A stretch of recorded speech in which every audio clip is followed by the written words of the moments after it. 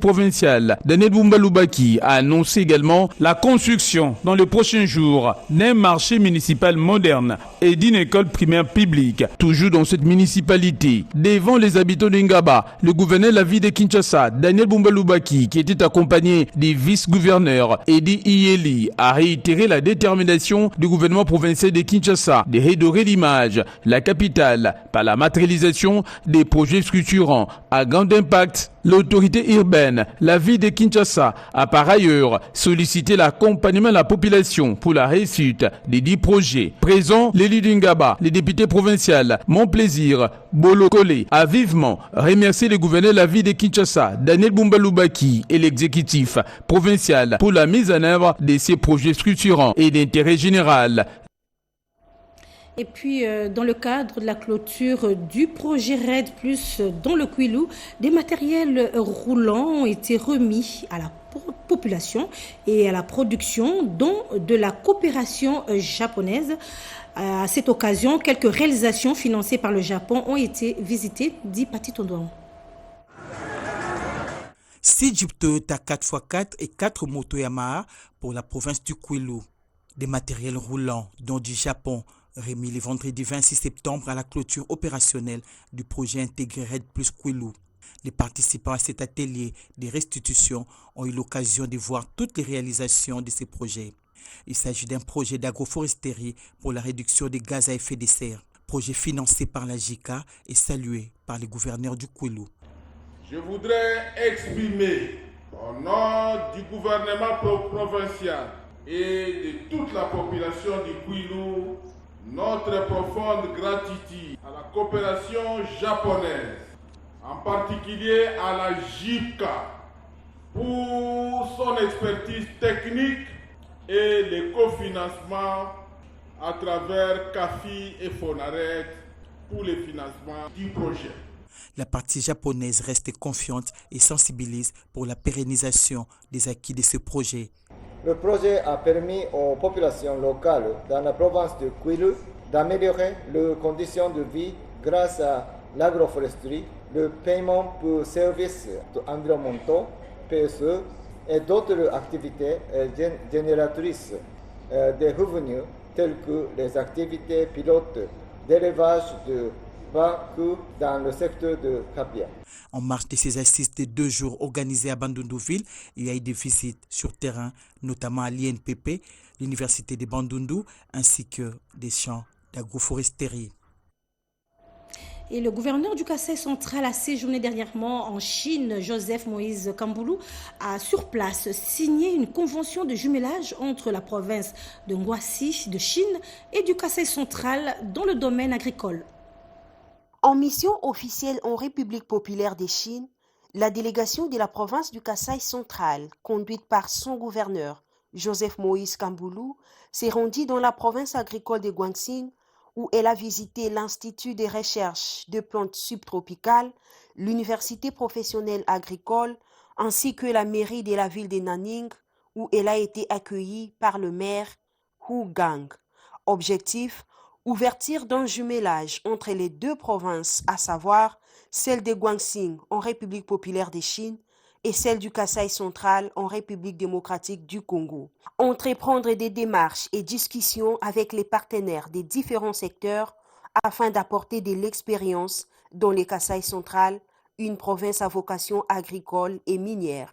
Les discussions avec la province de Guangxi en Chine et la province du Kasaï central. Kasaï central par la ville de Kananga et Guangxi par la ville de Nanning. Mais aussi entreprendre d'autres contacts et d'autres démarches avec les partenaires des différents secteurs. Et c'est ce que nous avons fait, notamment l'Institut de culture subtropicale de Nanive, l'université agricole et les autres partenaires en vue de voir comment aussi faire l'expérience de la Chine pour amener ça au Kasaï central, qui est aussi une province à vocation agricole et minière. À la fin de la mission, le numéro 1 du Kasaï central n'a pas omis de témoigner sa gratitude aux représentants du chef de l'État, Félix-Antoine Tshisekedi Tshilombo, en République populaire de Chine, pour son accompagnement. En collaboration avec les ministères de la formation professionnelle et de la culture, la Chambre de commerce de plantation, d'élevage et d'industrie que dirige Jacques Makila a entamé une série de festivals et autres événements culturels à l'intérieur du pays, notamment dans la province du Kwilu et du Kwango. Ils étaient au total 3100 jeunes apprenants orientés vers des filières professionnelles et pratiques à présenter les produits et services à tout et potentialités à travers ces initiatives qui ont eu lieu dans plusieurs provinces, notamment dans le Kwango, le Kwilu et les Kasaï, organisés par le ministère de la formation professionnelle en collaboration avec les ministères de la culture, art et patrimoine autour du thème Congolais Téléma Toyekola Moussala sans trahir la RDC. Ces festivals et foires firent un moment d'échange direct et franc entre les partenaires sociaux et les jeunes, devant aboutir au financement des activités de ces derniers. Selon les organisateurs, l'objectif est d'encourager de nombreux jeunes à se lancer dans l'entrepreneuriat. Pour le développement de notre pays, notre vision et nous encourage à aller de l'avant. Je vous invite à continuer à soutenir les initiatives locales qui émergent dans nos jeunes talents. Mais le changement ne dépend pas seulement de la politique publique, à savoir, c'est aussi un effort collectif. Par ces festivals et foires, la Chambre de commerce, des plantations, d'élevage et d'industrie entend accompagner l'éveil, l'encadrement et l'insertion de toutes les couches sociales partout dans le pays. Dans le Lualaba, entre patrimoine industriel et richesses naturelles, les participants à la 45e journée mondiale du tourisme célébrée dans cette province ont exploité ces termes de la mine de cuivre de Sikomine au lac Nzilo, en passant par la ferme Aqua Lualaba. Les festivités se sont achevées par une soirée de gala présidée par la gouverneure Marie-Thérèse Masuka Saini. D'autres détails dans ce reportage.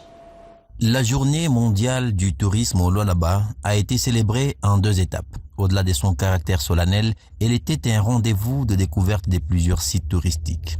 Au 2e jour des activités y afférentes, les invités, repartis en 2 équipes, ont visité les merveilles que cache la nature d'une part et de l'autre, les entreprises minières et leur fonctionnement. À Sikomine, par exemple, les touristes ont assisté au processus d'extraction des produits miniers jusqu'à la production des lingots de cuivre. La cité d'Nzilo a toute une histoire dans la province du Lualaba. Ici, on y retrouve l'une des centrales hydroélectriques réputées en République démocratique du Congo. Une autre randonnée touristique a ciblé cette contrée située à une 20aine de kilomètres de Kolwezi.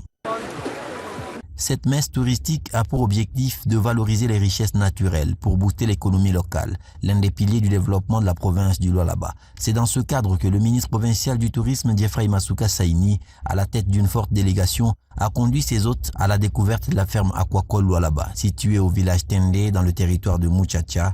Elle est spécialisée dans l'aquaculture. La délégation a constaté l'abondance des ressources halieutiques dans ce plan d'eau qui abrite une variété importante d'espèces de poissons. Le ministre et son hôte diplomatique ont navigué sur les eaux paisibles du lac, admirant la beauté naturelle du site, tout en échangeant sur les possibilités de partenariat dans le domaine de la pêche durable et du domaine écologique. La boucle des activités était cette soirée de gala offerte aux invités et partenaires de la province dans la salle polyvalente du village des Congrès, où la gouverneure Marie-Thérèse Masuka Saini, aux côtés de l'ambassadeur de la République sœur de la Zambie, du directeur de cabinet adjoint du ministre national du tourisme et du rapporteur de l'Assemblée provinciale, ont savouré un moment inoubliable dans une ambiance de convivialité couplée à la prestation des artistes musiciens du Lualaba, du Haut-Katanga et de quelques-uns venus de la Zambie.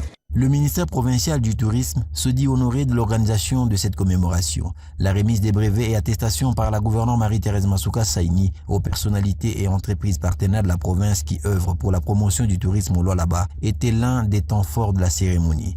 À tout seigneur, tout honneur. C'est le ministre provincial du tourisme Diefray Masuka Saini qui a reçu en premier le brevet de mérite pour avoir placé la barre très haut dans la valorisation des sites touristiques, mais aussi en faisant du tourisme l'un des secteurs majeurs de l'économie provinciale. Les écoles épée Kimpongo et l'Institut de la Gare dans la province éducationnelle Congo Central 3 ont été inaugurés le week-end dernier. Les travaux ont été financés par un élu du coin, nous dit Rodé Panda. Ces bâtiments scolaires, métamorphosés après plusieurs décennies d'abandon dans la vétusté, est un geste salutaire pour la population du territoire de Maniema. Il a fallu 30 jours pour réhabiliter et moderniser l'école primaire Kimpongo et l'Institut de la Gare installé au sein du camp Onatra, dans la province éducationnelle du Congo central 3, territoire de Madimba, financé sur fonds propres de l'honorable Bilin Tunga. Le renouvellement de ces écoles vaut sa contribution à la gratuité de l'enseignement, satisfaction des bénéficiaires. Ces gestes témoignent l'attachement de l'honorable Bilin Tunga aux idéaux de notre président de la République. Il pointe tout haut la pérennité et la gratuité de l'enseignement primaire. Je tiens à exprimer nos sincères remerciements pour la réhabilitation des bâtiments de notre école qui ouvre de nouvelles perspectives pour notre avenir. La cérémonie d'inauguration a eu en présence des autorités éducationnelles, la société civile et la notabilité sous l'autorité de l'administrateur du territoire de Madimba, représenté par son assistant politique. L'honorable Bilin Tunga, bulldozer de la communauté, a précisé la motivation de cette action. L'avenir d'une nation ne se construit pas avec des discours, mais avec des actions concrètes au service du peuple. Le directeur de la province éducationnelle du Congo central 3, Anakle Inkula Abal, est l'homme le plus heureux et exhorte les utilisateurs à en faire bon usage. Aujourd'hui, nous avons un digne fils de terroir, l'honorable député Bilin Tunga, qui a su capitaliser ce message de son Excellence, Monsieur le Président de la République, pour nous venir en aide. Après les mots de remerciement à l'initiateur et bienfaiteur, ainsi que l'exhortation à la population, s'en est suivi la visite des différents locaux. Dans la province du Nord Kivu, la communauté peut désormais compter sur 23 nouveaux docteurs pharmaciens produits par l'université d'Iva Gloria de Butembo.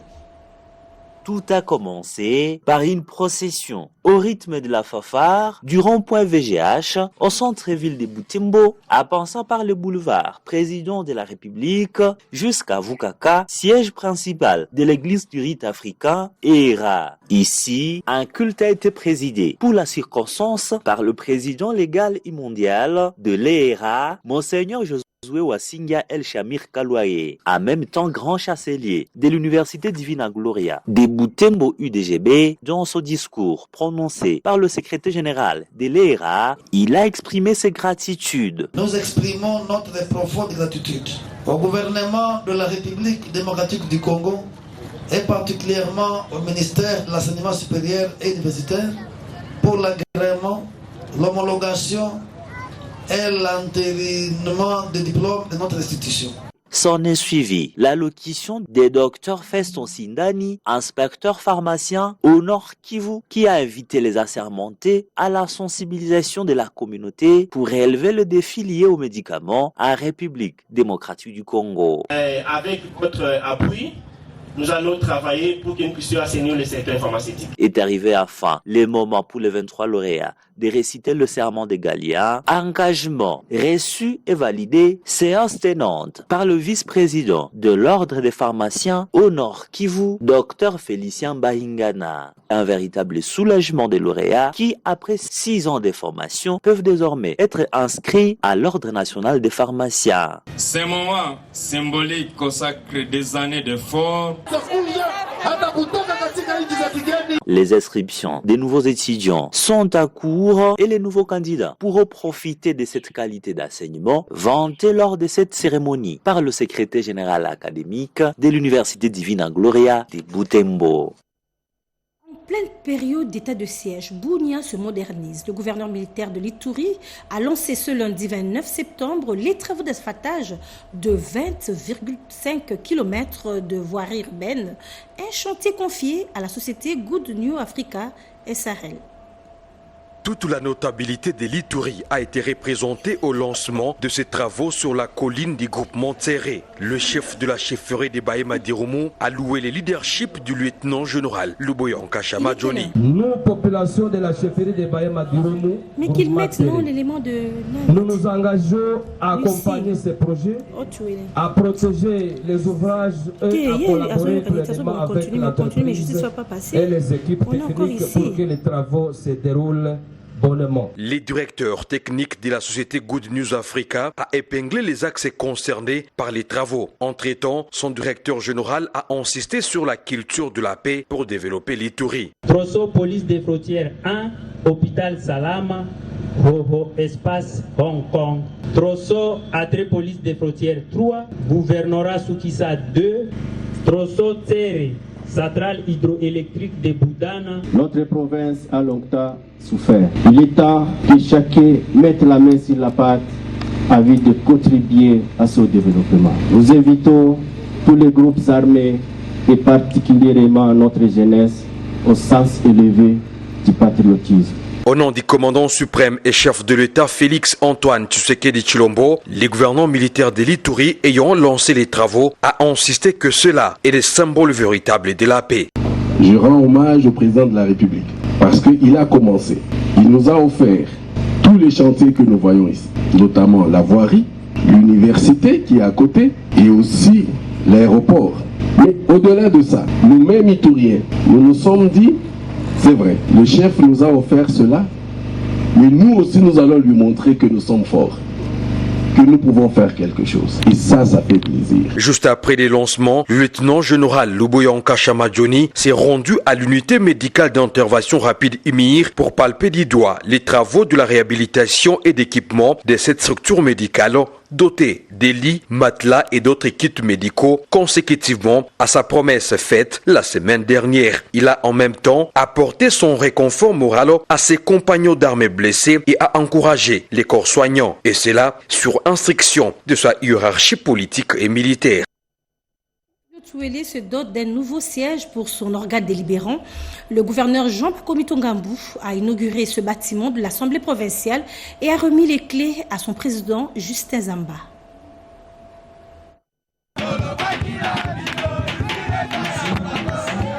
Ans de location, 10 ans de cohabitation avec les élèves, mais aussi 10 ans de travail dans des conditions précaires pour une assemblée provinciale de surcroît, première institution politique du Haut-Touélé. Aujourd'hui, lundi 29 septembre 2025, tout cela s'arrête et la page de son installation dans ses propres locaux modernes s'ouvre avec cette grandiose cérémonie d'inauguration de ces joyaux dans une ambiance carnavalesque. Et c'est l'homme de la situation, le gouverneur Jean Bakomito, dont le gouvernement a financé entièrement les travaux qui coupent les rubans et remet solennellement les clés au speaker de l'organe délibérant, honorable Justin Zambandezou, sous les applaudissements de l'assistance. Sentiment de satisfaction, mais aussi de gratitude envers le président de la République qui nous avait instruit pour que nous nous mettions rapidement au travail. Et voilà que nous dotons l'Assemblée provinciale du Haut-Touélé d'un bâtiment moderne, fruit des efforts consentis par l'exécutif provincial jusqu'à ce jour, un bâtiment qui permettra aux députés de travailler dans de bonnes conditions. Pour sa part, au nom de ses collègues députés, le président Justin Zamba dit merci aux uns et aux autres. Depuis plus de 10 ans que les députés ont souffert sur les pas comme des élèves. Nous remercions grandement l'exécutif provincial pour avoir accompli la promesse. Notre sentiment est de satisfaction vis-à-vis de cet ouvrage qui honore vraiment les députés provinciaux. Plusieurs autres intervenants de la maire de la ville adjointe au ministre provincial des ITPR, en passant par les constructeurs, ont donné de la voix pour saluer la vision. Le tout s'est terminé par une visite des locaux après leur bénédiction par l'abbé Frédéric Maliki. L'évêque du diocèse de Kikwit, Monseigneur Timothée Boudica, a tenu une conférence de presse ce mardi à Kinshasa. Il était question de dénoncer la spoliation du patrimoine du diocèse situé à la 12e rue Lumété par un groupe de gens mal intentionnés. Lucie Lavitusenda et Patrick Achala ont assisté à cette conférence de presse. Ce patrimoine immobilier du diocèse de Kikwit est convoité par des personnes mal intentionnées qui veulent ravir la maison diocésaine sise au numéro 652 de l'avenue Frésias, 12e rue, quartier résidentiel à Limete. Depuis 2 ans, l'église se retrouve face aux spoliateurs qui veulent lui ravir son bien. Dénonciation de l'évêque de Kikwit, Monseigneur Timothée Bodika. Après presque 2 ans où la justice me tourne en bourrique des audiences interminables, j'estime qu'il est temps, en mettant en garde quiconque aurait des intentions de prendre fait et cause dans ces dossiers de notre parcelle de Frésias. Sachez-le, cette parcelle n'est pas à vendre. J'en appelle donc à son Excellence, Monsieur le Président de la République, chef de l'État, à vous, honorables sénateurs et députés nationaux, à son Excellence, Madame le Premier ministre, les hauts magistrats, à vous, son Excellence, ministre de la Justice, à vous, honorable Ebérante Kolongele, conseiller spécial du chef de l'État en matière de sécurité, d'avoir une attention spéciale et un regard sur ces dossiers fonciers pour rétablir mon diocèse de Kikwit et son clergé dans leurs droits. L'avocat du diocèse renchérit en prouvant la paternité du diocèse de Kikwit à ce bien. Le neveu d'un ecclésiastique du diocèse prétend qu'il en est l'héritier. Faux, a dit le témoin vivant de cette acquisition, abbé Dosité Kiembie, ancien secrétaire chancelier du diocèse. C'est des notoriétés publiques que ce quartier résidentiel de Limete abrite la plupart des couvents et autres maisons diocésaines. C'est ici que prend fin ce journal. Merci de votre attention. Retrouvez Sandra Nianguitabou à 20h pour la suite de l'actualité.